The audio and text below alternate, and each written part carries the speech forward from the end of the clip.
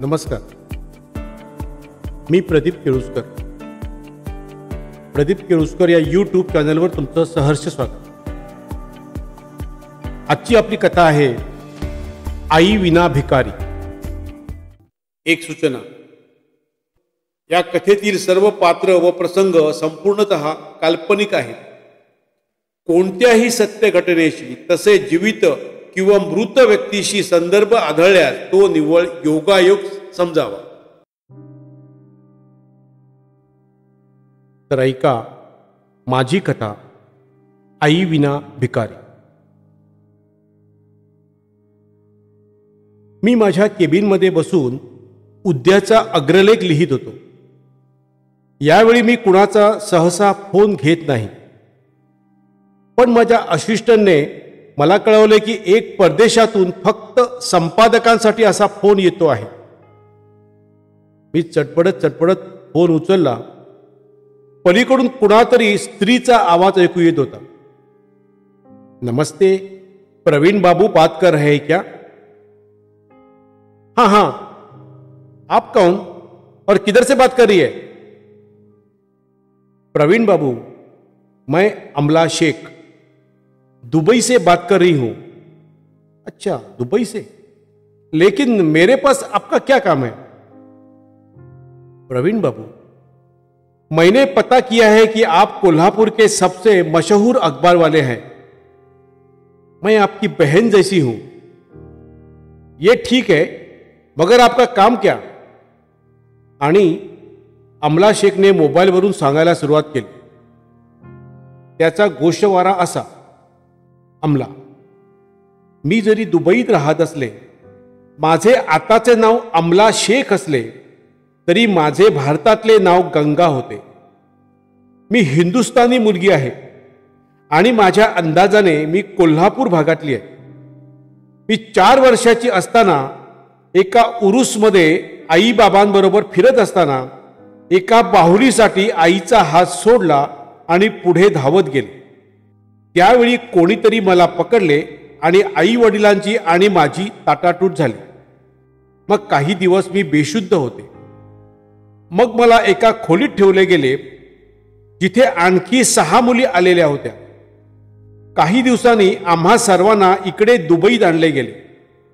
मी 14 वर्षाची असताना एका शेख बरोबर माझा निकाह लावला गेला. हे शेख माझ्यापेक्षा 40 वर्षांनी मोठे. मी त्यांची 4थी जोरू. आता मला 2 मुली आहेत. आता या क्षणी मला पैशाची कसलीही कमी नाही. शेखने माझ्यासाठी मोठा बंगला ठेवलाय. दारासमोर गाडी आहे, दागदागिने आहे, सर्व काही आहे. पण मला माझे आई बाबा आणि भाऊ यांचा शोध घ्यायचा आहे.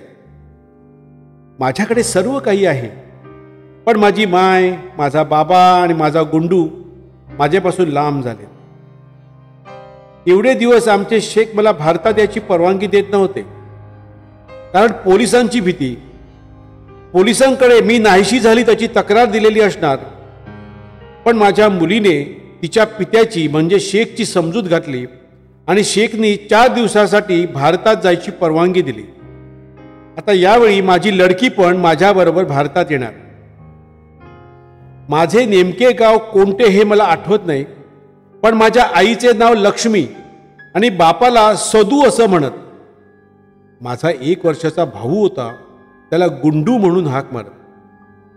मला अंदाजाने माझे गाव कोल्हापूर जवळ असणार, कारण मला पळवले गेले त्याआधी 2 महिने मी अंबाबाईच्या देवळात माझ्या माय बाबाबरोबर गेल्याचे मला आठवते. तसेच बाबाने मला मोठा तलाव दाखवला होता. त्या काळात आमच्या घरात थोडं मराठी बोलत असत, थोडं कन्नड, पण बाजूचे सगळे लोक कन्नड बोलत असत. आजूबाजूला तंबाखूचे आणि उसाचे मळे होते. माझ्या मुलीने गुगलवरून मराठी बोलणारे आणि अंबाबाईचे देऊळ असलेले मोठे गाव शोधून काढले. ते बहुतेक कोल्हापूर असावे. पोलिसांना कळवायचे नसल्याने माझ्या गावाचा आणि आई वडिलांचा शोध घेण्यासाठी आमचे पेपरवाल्यांची मदत घ्यायची ठरली. माझ्या मुलीने शोधून काढलं कोल्हापुरातील सर्वात जुनं वर्तमानपत्र कुठलं. त्यावर या तुमच्या वर्तमानपत्राचे नाव मिळाले आणि संपादक म्हणून तुम्हाला फोन केला. भैया, मला तुमची बहीण समजा आणि कृपया माझ्या गावाचा आणि माझ्या आई वडिलांचा शोध घेऊन मला कळवा. मी 20 जुलैला भारतात येत आहे. ठीक आहे. एवढ्या विश्वासाने आणि एवढ्या लांबून तुम्ही मला फोन केला तर मी माझे प्रयत्न करीन, पण एवढ्यावरून शोधणे तसं कठीण आहे, पण प्रयत्न करूया असं म्हणून मी फोन खाली ठेवला. आता अग्रलेख लिहिण्याचा माझा मूडच गेला. मी उपसंपादक गिरीशला बोलावले आणि हा अपुरा अग्रलेख पुरा करायला सांगितले. आता फोनवर अमला शेखने सांगितलेल्या गोष्टी मी पुन्हा आठवण करू लागलो. 1. कोल्हापूर जवळचे गाव असावे, कारण ती अंबाबाईच्या देवळात आणि मोठ्या तलावावर म्हणजे बहुतेक रंकाळ्यावर गेली असावी. 2. घरात मोडकं तोडकं मराठी आणि आजूबाजूला कन्नड बोलत असत, म्हणजे माझ्या अंदाजाने निपाणीच्या आजूबाजूचा भाग असावा. आणि 3. अमला म्हणाली होती मगाशी की तिची आई विड्यावाड्याला जात होती आणि तिच्या घराच्या आजूबाजूला तंबाखूची आणि उसाची शेती होती, म्हणजे पुन्हा निपाणीचाच भाग असावा. आणि 4. अमला तिच्या आई वडिलांबरोबर उरूसला गेली होती, तेव्हा तिला पळवलं होतं. असे उरूस निपाणी, कागल, मिरज वगैरे या भागात असतात, म्हणजे पुन्हा महाराष्ट्र कर्नाटक सीमा भागाचा भाग असावा. पुन्हा एकदा अमलाचा फोन आला. तेव्हा त्याने तिची व्यवस्थित चौकशी केली. अमलाची आई वखारीत विडीवाड्याला जायची आणि बाबा सदू कुठल्या तरी गॅरेजमध्ये काम करायचा. प्रवीणच्या लक्षात आले, आपण निपाणी भागात चौकशी करायला पाहिजे. अमलाने एवढ्या विश्वासाने आपल्याला फोन केला, तिचे पालक शोधण्यासाठी आपण शक्यतो प्रयत्न करूया. त्याने निपाणीत जाऊन हरिभाऊंना भेटायचे ठरवले. हरिभाऊ हे निपाणीत छोटंसं हॉटेल चालवत होते, पण ते कथा कादंबऱ्या लिहिणारे लेखक होते. त्यांचं आमच्या वर्तमानपत्रात नेहमी येणं जाणं असायचं. सकाळी 9 वाजता प्रवीण भगवानला सोबत घेऊन निपाणीला निघाला. भगवान हा त्याच्या ऑफिसमधील जुना कर्मचारी आणि एकदम विश्वासू. 10 वाजता प्रवीणने आपली गाडी हरिभाऊंच्या हॉटेल समोर लावली. हरिभाऊ कॅशवर बसलेलेच होते. प्रवीणला पाहताच त्यांना आनंद झाला. हरिभाऊ, काय संपादक, आज कुठे काय वाट चुकलाय? प्रवीण, हो येऊया म्हटलं, लेखकांचं नवीन नवीन काय लिखाण वगैरे असलं तर पाहू. हरिभाऊ, हो संपादक, माझी नवीन कादंबरी तयार आहे, दिवाळी अंकात छापणार का? बोला. प्रवीण, तुम्हाला माहित आहे ना हरिभाऊ, मी कार्यकारी संपादक. दिवाळी अंकाची जबाबदारी जोंधळे मॅडमवर, तुम्ही तिलाच विचारा. हरिभाऊ, ही तुमची जोंधळे मॅडम काही दाताला लागत नाही, सोडा. बरं संपादक, कसं काय इकडे येणं केलं? प्रवीण, हरिभाऊ, मला काल अचानक दुबईवरून एक फोन आला, कोणीतरी बाई अमला शेख म्हणून. आणि प्रवीणने हरिभाऊंना कालचा आलेला फोन, अमलाचे बोलणे सर्व काही सांगितले. प्रवीण, हरिभाऊ, एकंदर तिच्या बोलण्यावरून ती निपाणी भागात असावी असा माझा अंदाज आहे. तिने मला भैया म्हणून हाक मारली आणि एवढं माझ्यासाठी कराच असं म्हटलं. तिला नाही तरी कसं म्हणणार? त्या बाईला आपल्या आई वडिलांना आणि भावाला भेटायचंय.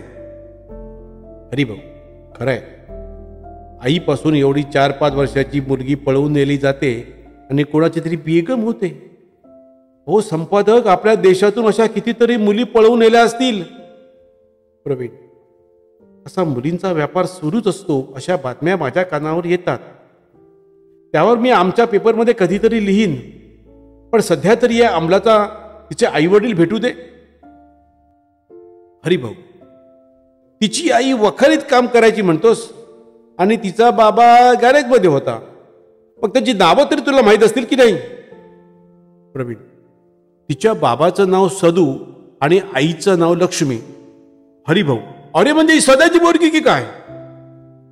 अरे ह्या गॅरेज मधली सर्व लोक आमच्या हॉटेलला चहा पाण्याला येतात, पण सध्या माझ्या मत कुठेतरी 4-5 वर्षापूर्वी मेला तो. पण त्याच्या बायकोचं नाव लक्ष्मी वगैरे हे काय मला माहित नाही बघ. अरे सध्या हा लिंगनूरचा, त्याचा पत्ता घेण्यासाठी आपल्याला लिंगूरला जावं लागेल. प्रवीण, हरिभाऊ मग जायचं का लिंगनूरला? हरिभाऊ, हो जाऊ की. अरे आपले आनंदराव आहेत की आपले मित्र, त्यांना सर्व गावची माहिती असणार. मग चला तर हरिभाऊ. असं म्हणून प्रवीण आणि हरिभाऊ गाडीत बसून लिंगनूरला निघाले. निपाणीपासून 8-10 किलोमीटर असलेले लिंगनूरला तंबाखूचे आणि उसाचे मळे दिसत होते. प्रवीण मनात म्हणाला, अमलाने सांगितलेले वर्णन बरोबर आहे. अर्ध्या तासात ते आनंदरावांच्या घरासमोर आले. आनंदराव दारातील झाडाला पाणी घालत होते. हरिभाऊना पाहताच ते मोठ्याने ओरडले, काय लेखक, आज कुणीकडं? हरिभाऊ, यावं म्हटलं तुमच्याकडं. त्यांची ओळख करून देते बघा, हे प्रवीण कागलकर. आनंदराव, अहो कागलकर म्हणजे संपादक म्हणा की. हरिभाऊ, होय होय आपले संपादक. त्यांचं काम आहे तुमच्याकडे. तुमच्या गावात सदू नावाचा एक मेकॅनिक होता बघा, निपाणीत गॅरेजला कामाला. आनंदराव, होता की, पण 4 वर्षापूर्वी मेला तो. आता त्याची बायको आहे बघा लक्ष्मी.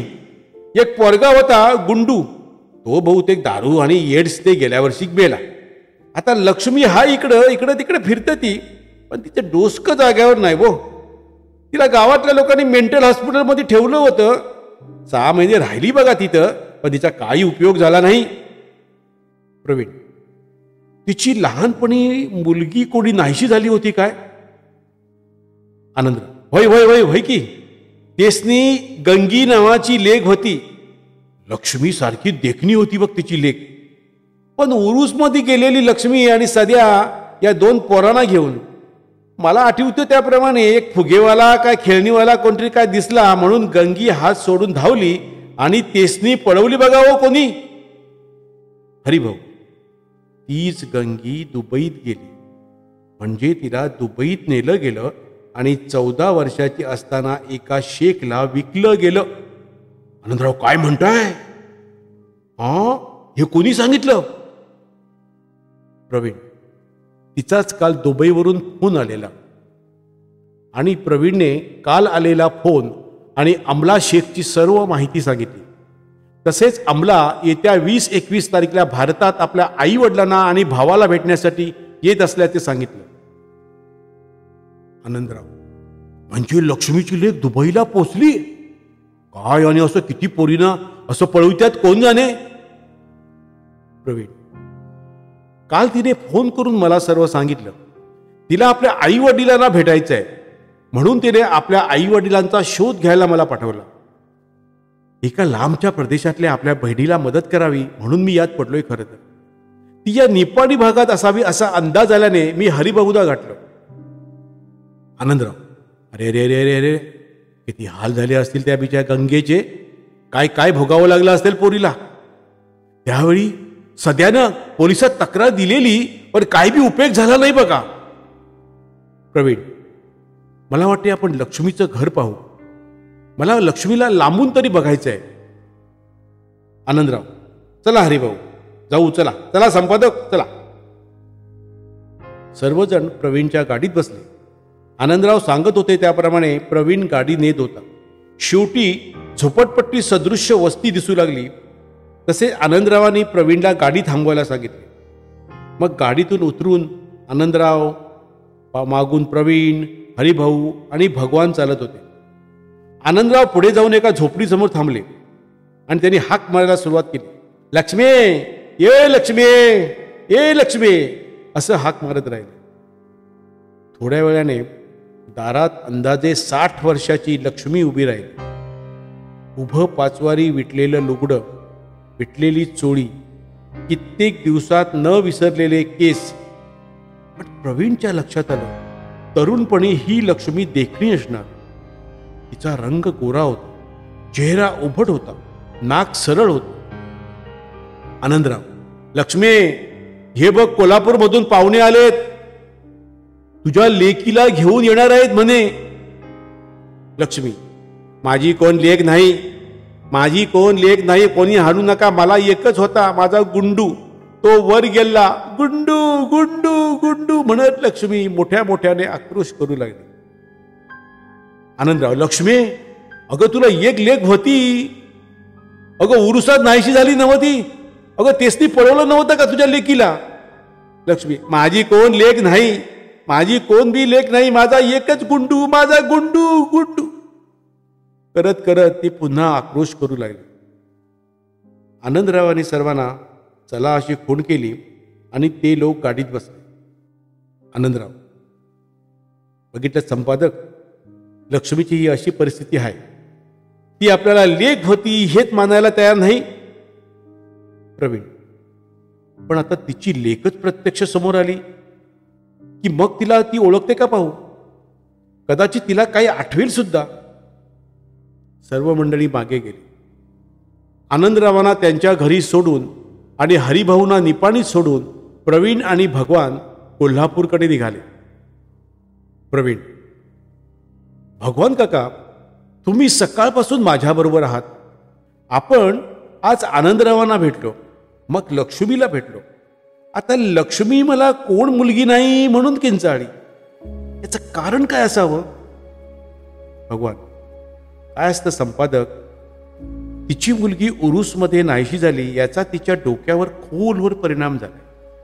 एवढी वर्ष झाली जी मुलगी समोरच आली नाही ती एकदम समोर येणार हे ऐकताना तिची चलबिचल झाली. पण तुम्हाला फोन आलेला त्या मुलीची ही आई हे मात्र निश्चित. प्रवीण, ते कसं काय? भगवान, मी तिच्या मागे दिसणाऱ्या भिंतीवर पाहिलं तेव्हा तिथे एक फोटो दिसला. त्यात लक्ष्मी, तिचा नवरा, खांद्यावर एक मूल आणि हातात हात धरलेली एक मुलगी दिसली. तुम्ही बोलत असताना मी मोबाईलवर हा फोटो घेतला. प्रवीण, वा वा भगवान काका, म्हणून मी तुम्हाला माझ्याबरोबर घेतलं. माझ्या डोक्यात हे कधी आलंच नसतं. आता हा फोटो त्या अमला शेखच्या मोबाईलवर पाठवतो म्हणजे तिची खात्री होईल आपण तिचं काम व्यवस्थित केलं याचं. प्रवीण आणि भगवान ऑफिसमध्ये पोहोचले. सायंकाळी त्याने भगवानने घेतलेल्या लक्ष्मीच्या घरातला फोटो अमला शेखला पाठवला. रात्री 9 वाजता प्रवीणच्या मोबाईलवर अमलाचा फोन आला. प्रवीण भैया, तुम्ही एका दिवसात माझ्या आई वडिलांचा पत्ता लावल्यात. हो, तुम्ही पाठवलेला हा फोटो मला आठवला. ज्या उरूसमध्ये मला पळवले गेले त्याच उरूसमध्ये 2 तास आधी हा फोटो काढला होता. माझ्या मायेच्या हातातली मुलगी मीच आहे. मगर प्रवीण भैया, माझी मेरी माय, मामा गुंडू कशा आहेत हो? प्रवीणने आधीच ठरवलं होतं तिला काही सांगायचं नाही, ती येऊ दे आणि प्रत्यक्ष बघू दे. प्रवीण म्हणाला, सब अच्छा है, कोई बात नहीं, तुम्हारा इंतजार कर रहे. या वाक्याने ती हरकून गेली. आभारी हो भैया, आभारी हो तुम्हारा, मैं 21 तारीख को मिलती हूं असं म्हणून तिने फोन खाली ठेवला. 21 जुलै. प्रवीणच्या लक्षात होतं आज अमला शेख यायची आहे. दुपारी 11 वाजता त्याच्या ऑफिसमध्ये 2 स्त्रियांनी प्रवेश केला. एक अमला शेख होती आणि दुसरी तिची मुलगी आयेशा होती. अमलाने प्रवीण भैया असं विचारून आपल्या केबिनमध्ये प्रवेश केला. अमला सडपातळ, उंच, गोरी, सरळ नाकाची आणि तिची मुलगी पण तशीच.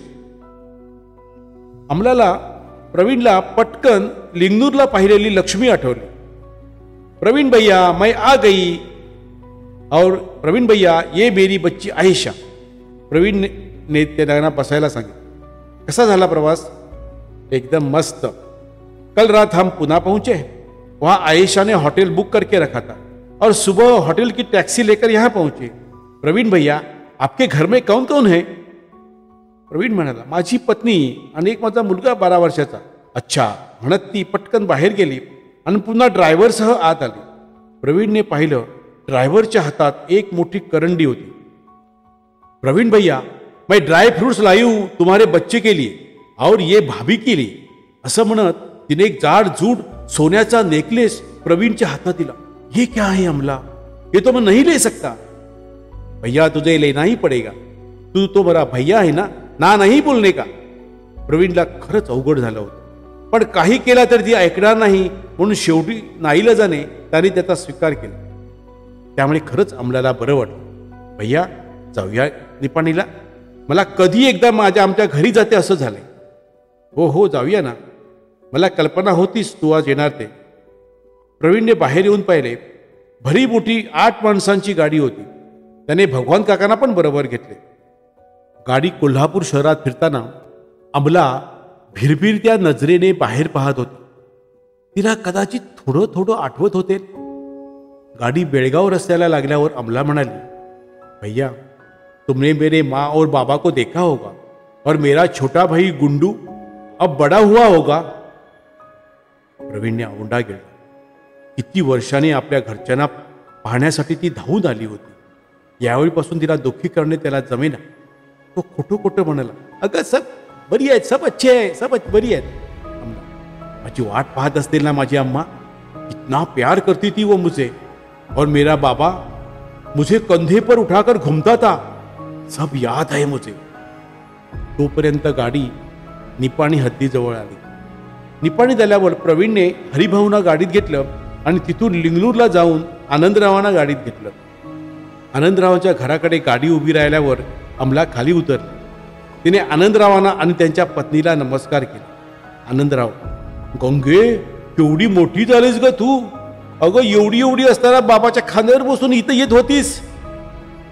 अमला, किती वर्षांनी कोणीतरी गंगे म्हणून हाक मारलं मला. काका ओळखलं तुम्ही मला? तुमचं घर बी तसंच आहे, मला माझ्या थोडं थोडं लक्षात आलं ब्या. आनंदराव, गंगे तुला खूप शोधलं ग सध्यानं आणि लक्ष्मीनं. अगं पोलिसात बी तक्रार दिलेली, पण कुठं काय पत्त्या लागना. मग काय करणार, रडत रडत गप्प बसले. त्या आठवणीने अमलाच्या डोळ्यात पाणी आलं. ती डोळे पुसत म्हणाली, काका मला मायला भेटायचे, बाबाला भेटायचे, गुंडूला बघायचे. मोठा झाला असेल ना गुंडू. आनंदरावांनी चमकून प्रवीणकडे पाहिलं. प्रवीणने त्यांना खून केले. आनंदराव गाडीत बसले आणि गाडी लक्ष्मीच्या घराजवळ घ्यायला लागली. अमला उर्फ गंगीला थोडं थोडं आठवत होतं. पहिली गावातली शाळा लागली, मग देऊळ लागलं, पायऱ्याची विहीर लागली. गंगी आपल्या मुलीला कौतुकाने आपला गाव दाखवत होते. आनंदराव दाखवत होते त्याप्रमाणे ड्रायव्हर गाडी चालवत होता. गाडी झोपडपट्टीपाशी आली. गंगेला आता काहीतरी आठवायला लागलं. तिने पाहिले, आठवत होते तसेच रस्ते होते, तशा चाळी मोडक्या तोडक्या झाल्या होत्या. गाडी चाळीबाहेर उभी राहिली. आनंदराव पुढे झाले आणि चालू लागले. त्यांच्या पाठोपाठ गंगी उर्फ अमला येत होती. बाकी सर्व त्यांच्या मागे होते. झोपडी जवळ आल्यावर आनंदराव थांबले. आता गंगीला काहीतरी आठवायला लागले. ती पुढे झाली. माय ये माय ये माय असं म्हणत हाती धावत धावत दारातून आत गेली. आत लक्ष्मी एका चिरकुटावर झोपली होती. तिचा आवाज ऐकून ती उठली. माय ये माय, मला ओळखलं का? मी गंगी, गंगी ग तुझी गंगी. तिच्याजवळ जात गंगी म्हणाली, कोण गंगी? मी ओळखत नाही कोणाला. अगं माय, मी तुझी लेक नव्ह. अगं उरसात नाहीशी झाली बघा.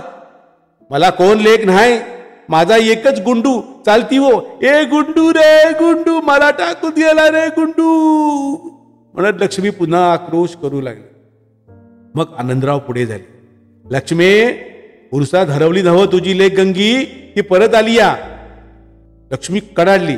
मी बोलले नव, माझी कोण लेक नाही, माझा एकच गुंडू, मला सोडून गेला रे गुंडू रे गुंडू रे. लक्ष्मी धाय मोकलून रडू लागली. तिला रडताना पाहून गंगी उर्फ अमला पण रडू लागली. मग गंगी आनंदरावांना म्हणाली, काका गुंडू कुठं आहे आणि माझा बाबा? आनंदराव, गंगे तुझा बाबा 5 वर्षापूर्वी देवाखाली गेला आणि गुंडू बी 1 वर्षापूर्वी. रडत रडत म्हणाली, काका मुझे मालूम नहीं था, मुझे सच मालूम नहीं था. मला माझ्या बाबांना भेटायला होतं, मला माझ्या गुंडूला भेटायचं होतं, मला माझ्या बाबाला. अमला रडायला लागली. लक्ष्मी गुंडू गुंडू करत आक्रोश करत होतीच. आजूबाजूची लोक जमा झाली होती.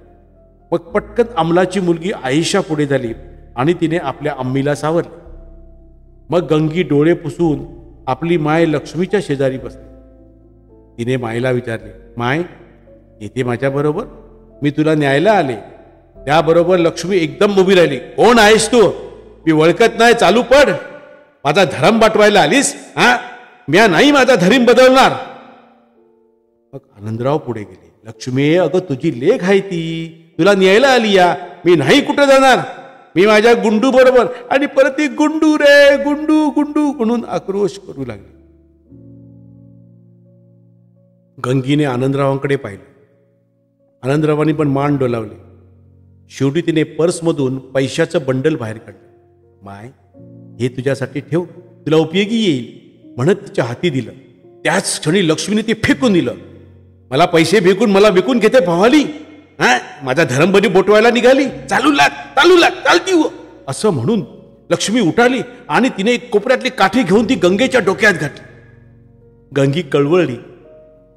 गंगीला हाताने धरून आनंदरावांनी बाहेर आणलं. काका, माझ्या माईने मला ओळखलं नाही हो. काका, माझ्या माईने मला ओळखलं नाही. काठी मारली माझ्या डोक्यावर. इतकी लांब आले माझ्या माईसाठी, माझ्या बाबासाठी, माझ्या गुंडूसाठी. माझा बाबा गेला, माझा गुंडू गेला आणि माईने ओळखली नाही, माईने मला ओळखलं नाही म्हणून गंगी रडू लागली. रडणाऱ्या अमलाला आनंदरावांनी गाडीकडे घेऊन गेले. आनंदराव, गंगे, तिने तुला ओळखलं नाही कारण तिच्या डोसक्यावर परिणाम झालाय. मागं 6 महिने वेड्याच्या हॉस्पिटलला ठेवली होती तिला, पण काय बी उपयोग झाला नाही. गाडी त्या रस्त्यातून बाहेर पडली.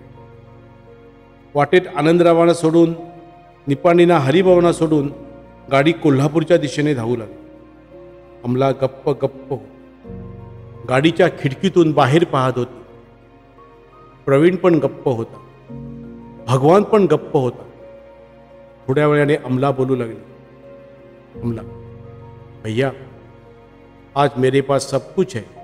मेरे पास पैसा है, घर है, मगर क्या बोलते हैं, मेरी माँ नहीं. मेरे पास माँ नहीं है. माँ के बिना क्या बोलते हैं, आई बिना भिखारी. भगवान पटकन बोले. हाँ हाँ भैया, भैया बराबर है. भिखारी भिखारी.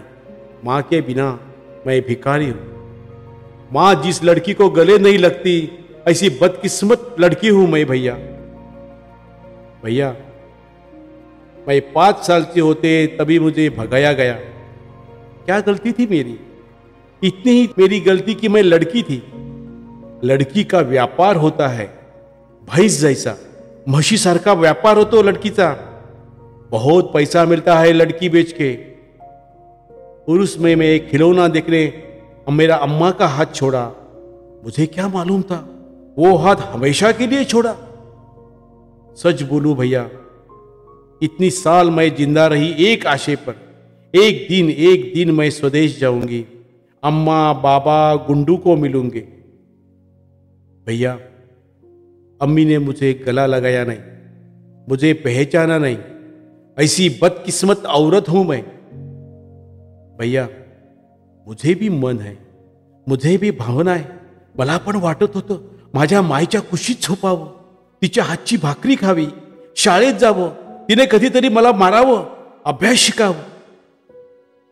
पण या बदकिस्मत लडकीच्या नशिबी काय? 40 वर्षानं मोठ्या माणसाची चौथी औरत. उसका जब मन चाहे तो अपना बदन उसको देने का. मैं अपने देश में फिर नहीं आऊंगी भैया, कभी नहीं आऊंगी. मेरी मां ने मुझे पहचाना नहीं. मेरी मां तो भी कितनी दीन देखेगी. उसे मेरे से कुछ भी नहीं चाहिए, उसे पैसा नहीं चाहिए, वो मेरे साथ आने को तैयार नहीं है. और क्या दे सकती थी मेरी मां को? ऐसी बदकिस्मत औरत हूं मैं. भैया, मैं भगवान करे हाथ जोड़ून म्हणते, अगले जन्म में मुझे आदमी बनाओ, औरत नहीं, क्योंकि औरत बेची जाती है. मैं स्वदेश इतने बरस के बाद आई तो मुझे तुम्हारे जैसा भाई मिला. मैं तुम्हें कभी नहीं भूलूंगी भैया. कधी दुबईत आलास तर लक्षात ठेव, तुझी बहीण तुझी वाट पाहते. अलविदा. मी विषण्ण अवस्थेत होतो. कंठ दाटून आला होता. दोघी गाडीत बसून हात दाखवत होत्या.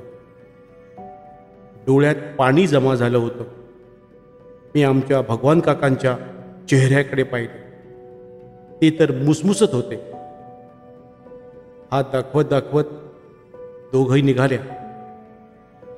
गाडी सुट्टा सुट्टा गाडीच्या ड्रायव्हरने श्रीधर फडके यांचं गाणं लावलं होतं. त्या कोवळ्या फुलांचा बाजार पाहिला आम्ही, त्या कोवळ्या फुलांचा बाजार पाहिला आम्ही, पैशात भावनेचा व्यापार पाहिला आम्ही, त्या कोवळ्या फुलांचा बाजार पाहिला आम्ही.